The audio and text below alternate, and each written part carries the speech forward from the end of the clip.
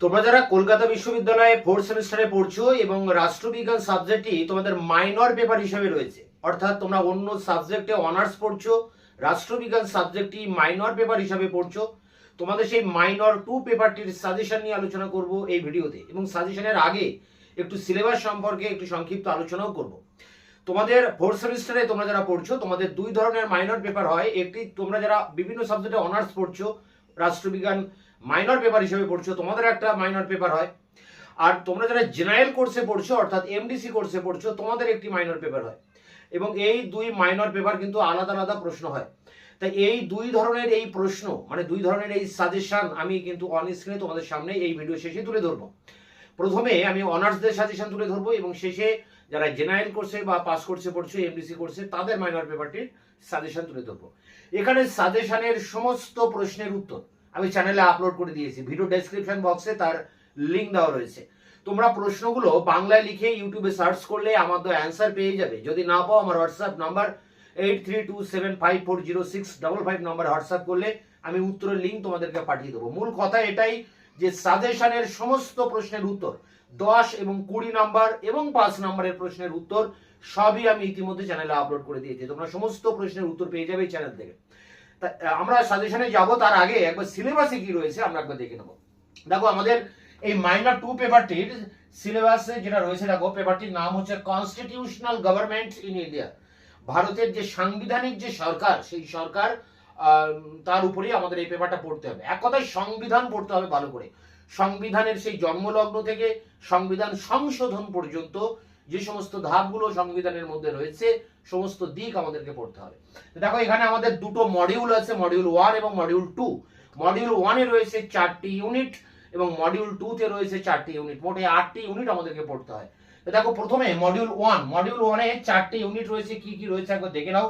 সংবিধানের বিকাশ, অর্থাৎ ভারতে স্বাধীনতার পর প্রথম যে সংবিধান কিভাবে লেখা হলো, তার জন্য সংবিধান সভা তৈরি করা হয়, গণপরিষদ গঠিত হয় এবং সংবিধান খসড়া কমিটি তৈরি হয়, সংবিধানের খসড়া করা হয়, সংবিধান গৃহীত হয়, সংবিধান কার্যকরী হয় এবং সেই সংবিধানের অনেক বৈশিষ্ট্যও কিন্তু রয়েছে। তো এগুলো আমরা পড়বো সংবিধানের প্রথম ইউনিটে, সংবিধানের বিকাশ এই ইউনিটে। এরপর দেখো, 2 এ রয়েছে নাগরিকত্ব, অর্থাৎ ভারতীয় জনগণ কিভাবে নাগরিকত্ব লাভ করবে ভারতবর্ষে, সেই নাগরিকত্ব পাওয়ার যে বিভিন্ন প্রসেস বা ধাপগুলো রয়েছে সেগুলো জানতে হবে। এবং ভারতীয় নাগরিকদের সংবিধান কিছু অধিকার দিয়েছে ভারতীয় নাগরিকদের, সেই অধিকারগুলো কি, এবং সেই অধিকার ভোগ করার পাশাপাশি সাধারণ মানুষের বা জনগণের বা নাগরিকদের, ভারতীয় নাগরিকদের রাষ্ট্রের প্রতি কিছু কর্তব্য পালন করতে হয়। অর্থাৎ অধিকার ভোগ করার পাশাপাশি কর্তব্য কিন্তু পালন করতে হবে। তাই অধিকার এবং কর্তব্য এই সমস্ত বিষয়গুলো নিয়ে রয়েছে 2 নম্বর ইউনিটে। 3 নম্বরে দেখো রয়েছে ভারতীয় যুক্তরাষ্ট্রের প্রকৃতি। তো আমরা জানি আমাদের দেশে 2 ধরনের গভর্নমেন্ট হয়, একটি রাজ্য সরকার, একটি কেন্দ্র সরকার। অর্থাৎ একটি কেন্দ্র সরকার এবং তাকে ঘিরে রয়েছে অনেক অনেক রাজ্য সরকার। এই যে কেন্দ্র সরকার এবং রাজ্য সরকারের যৌথ অবস্থান, একে আমরা বলবো যুক্তরাষ্ট্র। এই যুক্তরাষ্ট্র ব্যবস্থার প্রকৃতিটা কি? এটা কি আধা যুক্তরাষ্ট্রীয় ব্যবস্থা না পুরোপুরি যুক্তরাষ্ট্রীয় ব্যবস্থা? অর্থাৎ এই যুক্তরাষ্ট্রীয় সিস্টেমটাকে আমাদের এখানে খুব ভালো করে পড়তে হবে মডিউল 3 তে। মডিউল 4 এ আছে কেন্দ্রীয় কার্যনির্বাহ বিভাগ।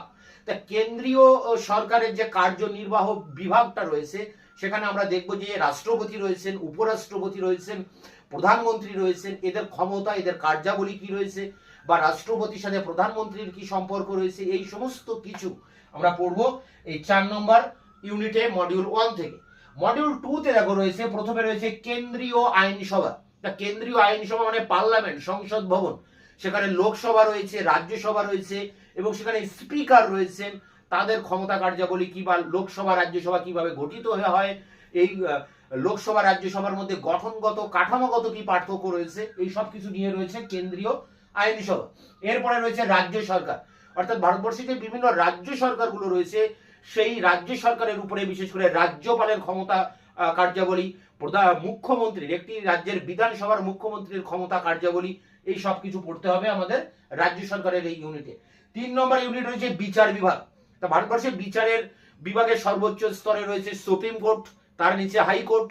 তা হাইকোর্টের কার্যাবলী, তার এখতিয়ার, সুপ্রিম কোর্টের কার্যাবলী, তার এখতিয়ার এবং বিচার বিভাগীয় সক্রিয়তা, এগুলো আমাদের 3 নম্বর ইউনিটে পড়তে হবে। 4 নম্বর ইউনিটে রয়েছে সংবিধান সংশোধন। সংবিধান লেখার পর বারে বারে কিন্তু সংবিধান সংশোধন করা হয়েছে পার্লামেন্টের একক সংখ্যাগরিষ্ঠতার ভিত্তিতে। সংবিধান মাঝে মাঝেই কিন্তু সংশোধন হয়েছে, সংশোধনের প্রয়োজনীয়তা দেখা দিয়েছে এবং এই কারণে সংবিধান সংশোধন করা হয়েছে। এই সংবিধান সংশোধনের পদ্ধতিটা কি, কোন পদ্ধতিতে এই সংবিধান সংশোধন করা হয়, এইটা রয়েছে আমাদের একেবারে শেষ ইউনিটে, 4 নম্বর মডিউল 2 এর শেষ ইউনিট হচ্ছে সংবিধান সংশোধন। তাহলে এই 8টা ইউনিট, মডিউল 1 এ 4টি ইউনিট, মডিউল 2 তে রয়েছে 4টি ইউনিট। মডিউল 1 এ 4টি ইউনিট সংবিধানের বিকাশ, নাগরিকত্ব, ভারতীয় যুক্তরাষ্ট্রের প্রকৃতি এবং কেন্দ্রীয় কার্যনির্বাহী বিভাগ। মডিউল 2 তে রয়েছে কেন্দ্রীয় আইনসভা, রাজ্য সরকার, বিচার বিভাগ এবং সংবিধান সংশোধন। এই 8টি ইউনিটের উপরে 75 নম্বরের পরীক্ষা হবে। 10 এবং 20 নম্বরের প্রশ্ন লিখতে হবে, 20 নম্বরের 2টি, 10 নম্বরের 2টি।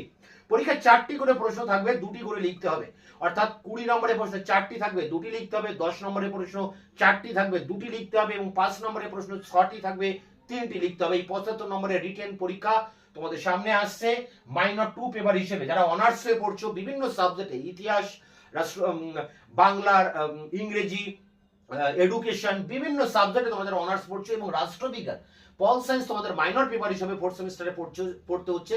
তোমাদের একটা সাজেশন হবে। আবার তোমরা যারা জেনারেল কোর্সে পড়ছো এমডিসি, তোমাদের ক্ষেত্রেও একটা মাইনর পেপার হবে। সিলেবাস এক, কিন্তু সাজেশনটা মূলত একটু আলাদা।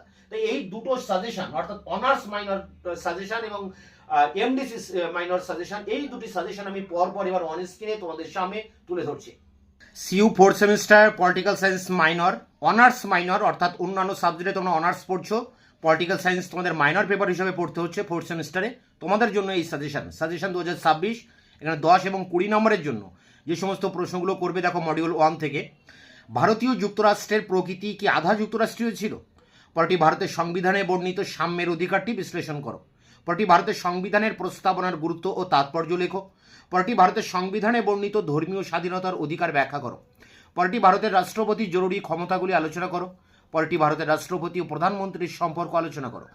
ভারতের কেন্দ্র ও রাজ্যের প্রশাসনিক সম্পর্ক আলোচনা করো। মডিউল 1 থেকে এই 7টি প্রশ্ন করলে তোমরা এখান থেকে অনেক প্রশ্ন কমন পেয়ে যাবে।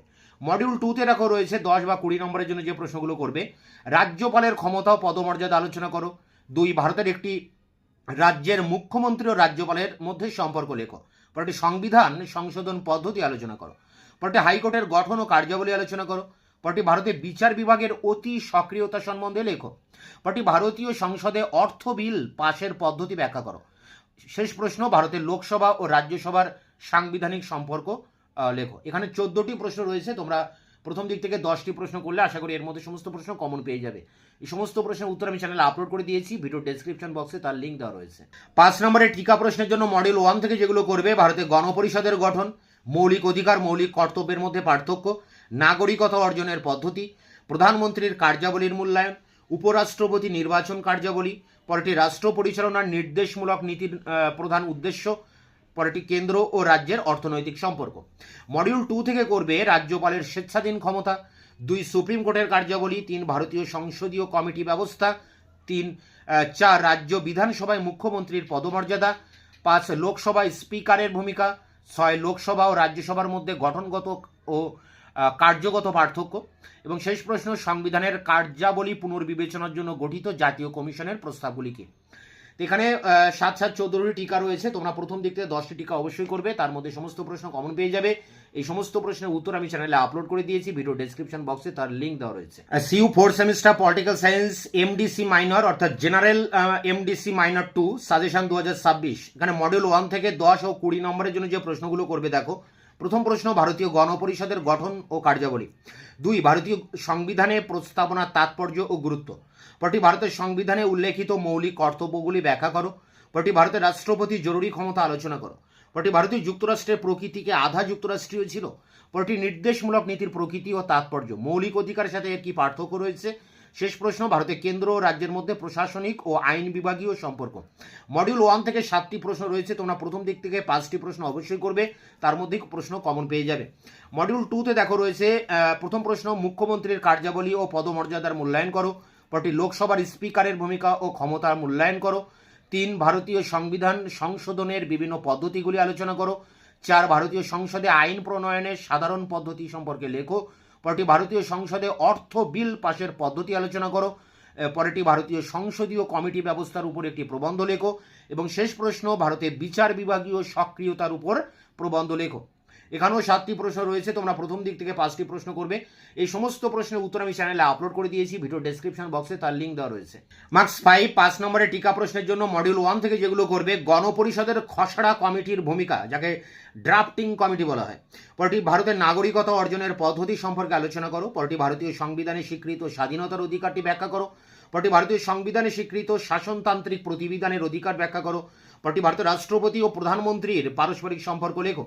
পরটি রয়েছে ভারতীয় যুক্তরাষ্ট্রের প্রধান বৈশিষ্ট্যগুলি আলোচনা করো। শেষ প্রশ্ন, কেন্দ্র ও রাজ্যের মধ্যে আইনগত ক্ষমতা বা ক্ষমতার বন্টন নিয়ে আলোচনা করো, লিস্ট সিস্টেমটাকে আলোচনা করো।